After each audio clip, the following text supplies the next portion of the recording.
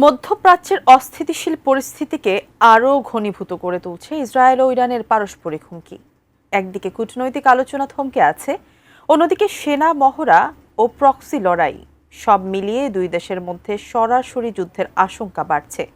আরও বিস্তারিত lima সায়ন্তীর desk রিপোর্টে।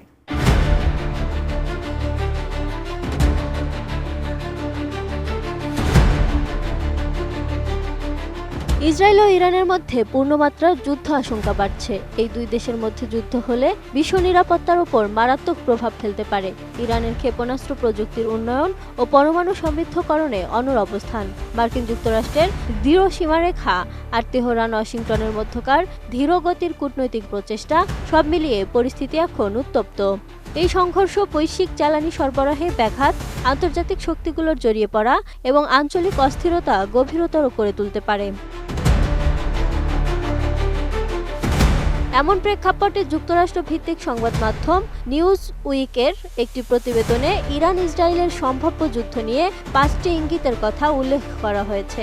এগুলো হলো, ইরান সম্প্রতি চীন থেকে হাজার হাজার টন অ্যামোনিয়াম পারক্লোরেট আমদানি করছে, যা কঠিন জ্বালানি ভিত্তিক ব্যালিস্টিক ক্ষেপণাস্ত্র তৈরির মূল উপাদান। দ্য ওয়াল স্ট্রিট জার্নাল জানিয়েছে, এসব উপাদান দিয়ে প্রায় 800 ক্ষেপণাস্ত্র তৈরি সম্ভব। এর কিছু অংশ ইয়েমেনের হুতি মিলিশিয়া সহ অন্যান্য মিত্র গোষ্ঠীর কাছেও পাঠানো হতে পারে। এটি ইরানের কৌশলগত প্রস্তুতির অংশ। RICL TMX, যুগের পর যুগ স্থাপনা থাকে মজবুত। এদিকে ইসরায়েল খোলাখুলি জানিয়ে দিয়েছে, ইরানের পরমাণু স্থাপনায় আঘাত হানার জন্য তারা প্রস্তুত। দেশটির প্রতিরক্ষা বাহিনী IDF সম্প্রতি ইরানি লক্ষ্যবস্তুতে বহুদিবসীয় আক্রমণের মহড়া দিয়েছে।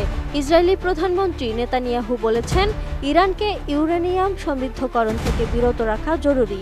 যুক্তরাষ্ট্র আলোচনার মাধ্যমে সমাধান চাইলেও তারা যুদ্ধের সম্ভাবনাও উড়িয়ে দেয়নি।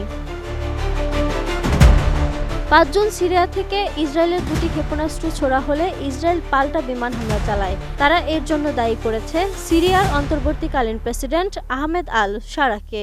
তবে দামেস্কের পক্ষ থেকে এমন অভিযোগ অস্বীকার করা হয়েছে।